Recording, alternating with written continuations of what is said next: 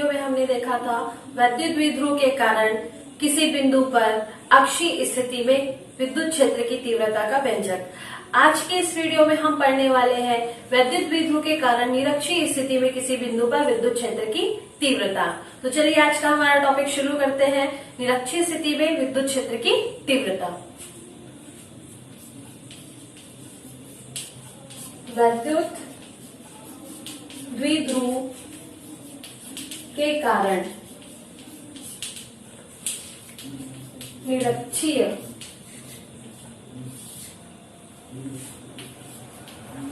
स्थिति में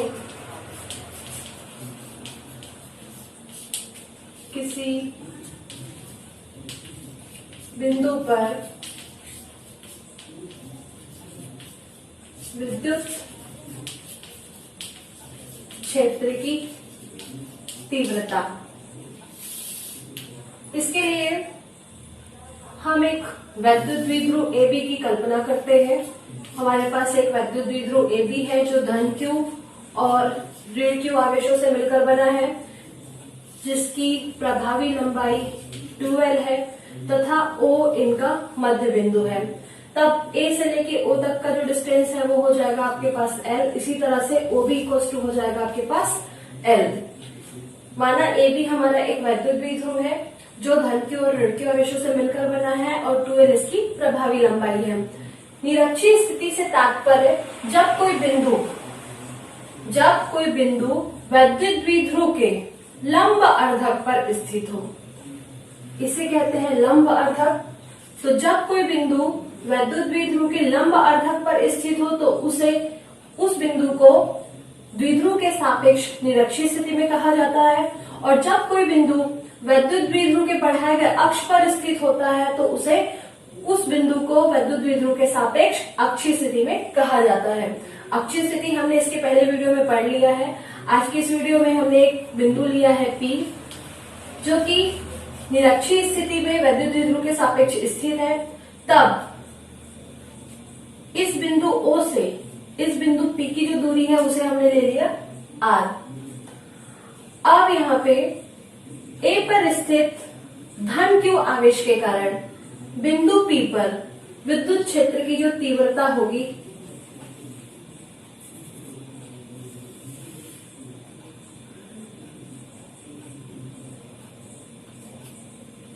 E1 इस दिशा में इसलिए क्योंकि विद्युत बल रेखाएं हमेशा धन आवेश से होकर प्रारंभ होती है तथा इस बिंदु B पर स्थित ऋण Q आवेश के कारण इस बिंदु P पर विद्युत क्षेत्र की जो तीव्रता होगी उसकी जो दिशा होगी वो इस डायरेक्शन में होगी, यानी कि PB दिशा में।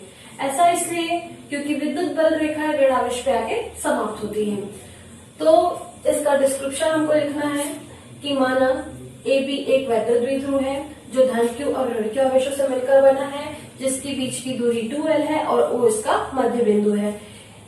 इसके मध्य बिंदु O से R दूरी पर निरक्षीय स्थिति में एक बिंदु P है जिस पर हमें विद्युत क्षेत्र की तीव्रता ज्ञात करनी है। तब बिंदु A पर स्थित धन Q आवेश के कारण इस बिंदु P पर विद्युत क्षेत्र की तीव्रता E1 और इसकी जो दिशा होगी वो AP दिशा में होगी तथा बिंदु B पर स्थित ऋण Q आवेश के कारण इस बिंदु P पर विद्युत क्षेत्र की जो तीव्रता होगी वो E2 है तथा इसकी जो दिशा है वो PB दिशा में होगी, क्योंकि हमेशा ऋण आवेश पे विद्युत बल रेखाएं आके समाप्त होती हैं। तब हम यहाँ पे देखते हैं, यदि यहाँ पे बनने वाला कोण हम मान ले थीटा, इसी तरह से यहाँ पे बनने वाला कोण हम मान ले थीटा, तो आप देख सकते हैं यहाँ पे दो बराबर समकोण त्रिभुज बन रहे हैं। तो समकोण त्रिभुज में इस भुजा की लंबाई आपको मालूम है R और इसकी लंबाई मालूम है आपको L। तो पाइथागोरस थ्योरम से ये वाली भुजा की जो लंबाई होगी वो हो जाएगी √R² प्लस L²। इसी तरह से BP का जो वैल्यू होगा सेम एज ये भी आपका R है और ये वाला आपका L हो गया। सेम पाइथागोरस प्रमेय से अगर हम लगाए तो PB का मान हमारे पास आ जाएगा √R² प्लस L का स्क्वायर। तो यहाँ पे AP इक्वल्स टू या AP का square equals to OA square और OP square, OP square plus OA का स्क्वायर, ये है आपका पाइथागोरस थ्योरम से। सो AP का स्क्वायर इक्वल्स टू आपको मिल जाएगा OP स्क्वायर की वैल्यू है आपके पास R स्क्वायर और OA स्क्वायर की वैल्यू है आपके पास L स्क्वायर। तो AP स्क्वायर इक्वल्स टू आपको मिल गया R square plus L square. अगर हम AP की वैल्यू निकालें तो ये स्क्वायर इधर आके root over R square plus L square. इसी तरह से ये भी आपका समकोण त्रिभुज है, तो जितना आपका AP है उतना ही आपका BP आएगा। तो यहाँ पे AP equals to BP equals to under root R square plus L square. चलिए इसके आगे हम पढ़ते हैं। A पर स्थित धन Q आवेश के कारण बिंदु P पर विद्युत क्षेत्र की तीव्रता। A पर स्थित धन Q आवेश के कारण बिंदु P पर विद्युत क्षेत्र की तीव्रता मान लेते हैं E1, और E1 बराबर होगा 1/4 pi epsilon not Q upon distance आपका आ जाएगा AP का स्क्वायर। AP का स्क्वायर किस दिशा में? AP दिशा में।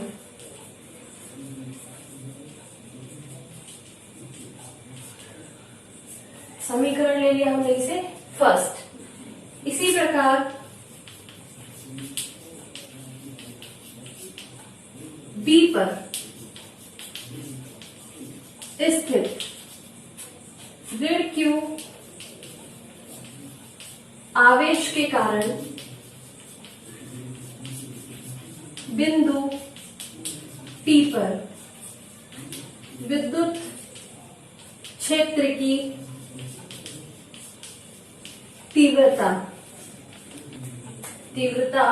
E2 बराबर 1/4 pi epsilon not Q upon का डिस्टेंस होगा आपका BP स्क्वायर। BP का स्क्वायर किस दिशा में होगा? PB दिशा में। समीकरण ले लेते हैं इसे 2। अब हमने A के कारण इस बिंदु P पे विद्युत क्षेत्र की तीव्रता E1 निकाल लिया, B के कारण इस बिंदु P पे विद्युत क्षेत्र की तीव्रता E2 निकाल लिया। तो हमें E1 और E2 का परिणामी तीव्रता निकालनी, यानी कि हमें इस बिंदु P पर परिणामी विद्युत क्षेत्र की तीव्रता ज्ञात करनी है। तो इन दोनों का जो परिणामी है, यहाँ E1 को 2 घटकों में वियोजित करने पे, तो एक आपका आएगा, यदि इनका परिणामी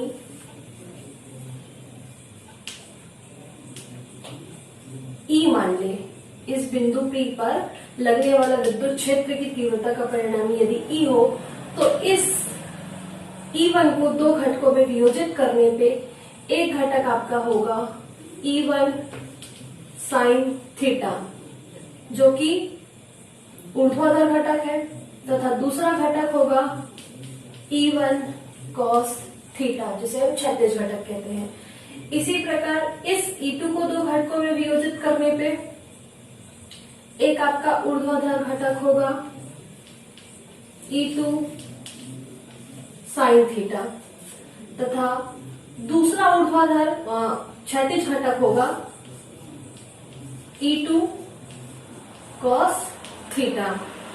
ये वाला एंगल देखिए, यहाँ पे ये एंगल हमने लिया थीटा और ये एंगल भी हमने ले लिया थीटा। यहाँ पे टोटल ये जो एंगल बन रहा है, ये total angle theta theta 2 theta. यहाँ ये वाला एंगल हमारा थीटा है, तो ये भी संगत कोण से थीटा होगा। इसी तरह ये एंगल अगर थीटा है तो ये एकांतर कोण से क्या हो गया? थीटा। तो E1 और E2 के बीच टोटल जो एंगल हो गया वो कितना हो गया आपके पास? 2 थीटा। हमने यहाँ पे E1 और E2 को 2 घटकों में वियोजित किया है। E1 को जब हमने 2 घटकों में वियोजित किया तो हमारा एक ऊर्ध्वाधर घटक है E1 साइन थीटा और क्षैतिज घटक है E1 कॉस थीटा। E2 को भी हमने इसी तरह से दो घटकों में वियोजित किया है, तो एक घटक है हमारा E2 साइन थीटा और दूसरा घटक है E2 कॉस थीटा। तो यहाँ पे आपका E1 व E2 को दो घटकों में वियोजित करने पर पहला घटक E1 साइन थीटा, जिसे हम कहते हैं ऊर्ध्वाधर घटक, ऊर्ध्वाधर घटक, और आपका है E1 कॉस थीटा, क्षैतिज घटक। इसी प्रकार E2 साइन थीटा,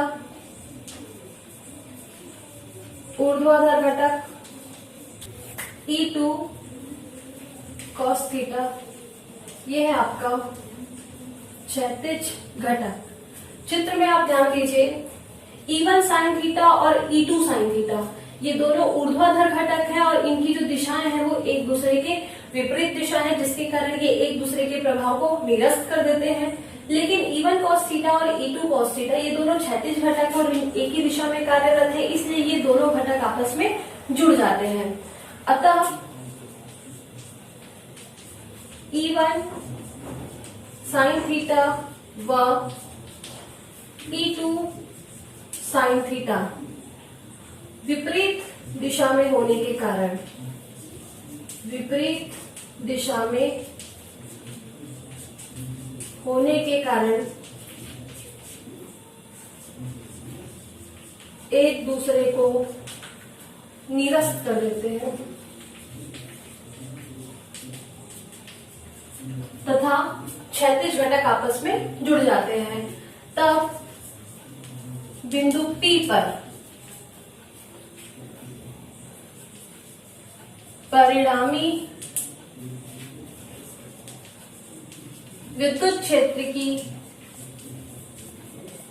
तीव्रता E equals to E1 cos theta plus E2 cos theta. समीकरण ले ले इसे 3। आप समीकरण 1 और 2 को ध्यान से देखिए। समीकरण 1 व 2 से E1 बराबर है E2 के, क्योंकि इसके पहले हमने जो AP लिया है वो बराबर था किसके, BP के, यानी कि आपके पास जो तीव्रता आई थी E1 equals to 1/4 pi epsilon not Q upon में AP का स्क्वायर। और AP स्क्वायर की वैल्यू मैंने आपको AP और BP की वैल्यू बताई थी, दोनों की वैल्यू आपस में बराबर आया था। तो यहाँ पे AP स्क्वायर का जो वैल्यू था वो था आपके पास R स्क्वायर प्लस L का स्क्वायर, ये बराबर है किसके, E2 के। तो हमारे पास E1 और E2 दोनों क्या है, आपस में बराबर है। तो इस इक्वेशन 3 में हम E2 के जगह पे क्या लिखेंगे, E1 लिखेंगे। समीकरण 3 से E बराबर E1 cos theta plus E2 की जगह भी हमने क्या लिखा, E1 कॉस थीटा। यहाँ पे E1 कॉस थीटा और E1 कॉस थीटा जुड़ के हो जाएगा 2E1 कॉस थीटा, और ये आपका आ जाएगा E।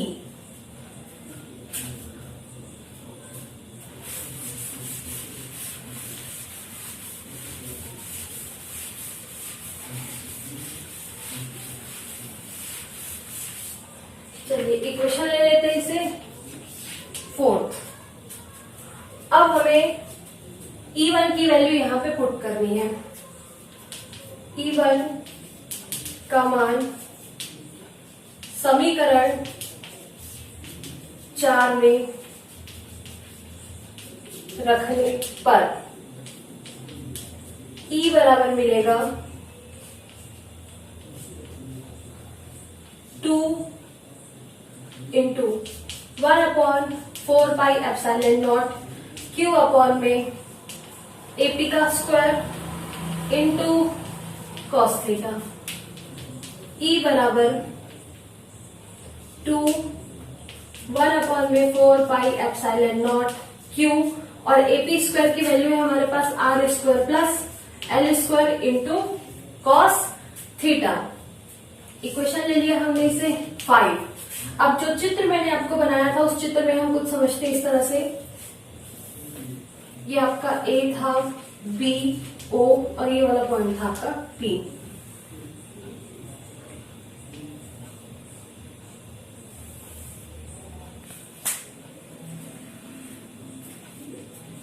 इस तरह से मैंने डायग्राम बनाया था।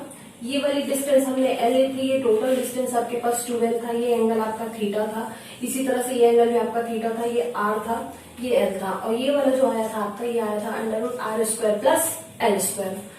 आपको यहाँ पे cos थीटा की वैल्यू निकालनी है, तो cos थीटा इक्वल्स टू होता है आधार बटे कर्ण।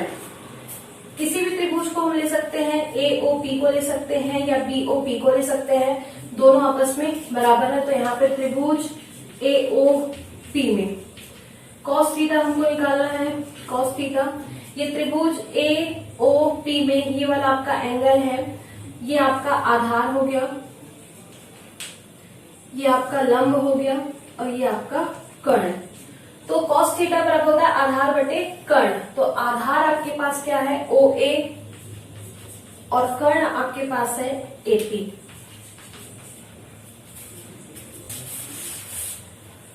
इस तरह से cos थीटा की वैल्यू हमको मिल जाएगी, OA की वैल्यू हमारे पास है L, और AP की वैल्यू है हमारे पास √r square plus L square. इस cos थीटा की वैल्यू को हम समीकरण 5 में रख देंगे। cos थीटा का मान समीकरण 5 में रखने पर हमको मिलेगा E equals to 1/4 pi epsilon naught, 2 और Q का मल्टीप्लाई कर दिया तो हमारे पास 2Q आ गया, अपॉन में R square plus L square, और cos थीटा की जगह हमको रखना है L। cos थीटा की जगह हमको रखना है L, अपॉन में √r स्क्वायर प्लस एल का स्क्वायर। ये आपका E equals to 1/4 pi epsilon naught. इस ऊपर वाले को हम लिख सकते हैं Q इंटू 2L, अपॉन में r square plus L square, और इसे हम लिख सकते हैं r square plus L square का पावर 1/2। Q इंटू 2L वैद्युत द्विध्रुव आघूर्ण है जिसे हम कहते हैं P। तो E बराबर आ गया आपके पास 1/4 pi epsilon naught P upon, ये आपका जुड़ जाएगा तो कितना हो जाएगा, r square plus L square पूरे की घात 3/2। इसका घात 1 है और इसकी घात 1/2। घातांक के नियम से ये आपस में जुड़ जाएंगे, 1 + 1/2 करने पे हमको मिलेगा 3/2। तो इस तरह से E बराबर 1/4 pi epsilon naught P upon में r square plus L square का पावर 3/2। ये है वैद्युत द्विध्रुव के कारण निरक्षीय स्थिति में किसी बिंदु पर विद्युत क्षेत्र की तीव्रता का व्यंजक। इसे हम ले लेते हैं इक्वेशन 6। यहाँ पे एक विशेष स्थिति है, जैसा कि हमने अक्षीय स्थिति में भी पढ़ा था। विशेष स्थिति में यदि L का मान बहुत छोटा है R की तुलना में, तो L की उपेक्षा करने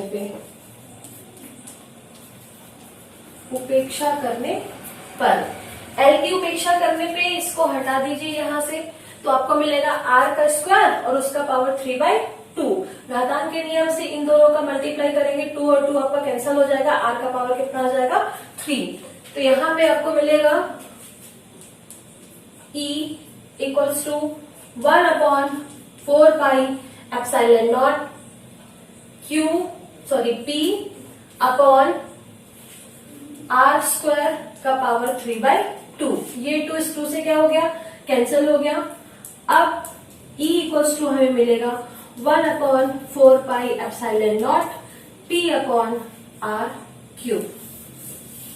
इक्वेशन ले लिया हमने 7। ये है विशेष स्थिति की कंडीशन में निरक्षीय स्थिति पे विद्युत क्षेत्र की तीव्रता का व्यंजक। आशा करती हूँ आपको आज का वीडियो समझ में आया होगा। इसी तरह से हमसे जुड़े रहें, हम आपके लिए और भी अच्छे वीडियोस बना के लेके आएंगे। तब तक के लिए नमस्कार।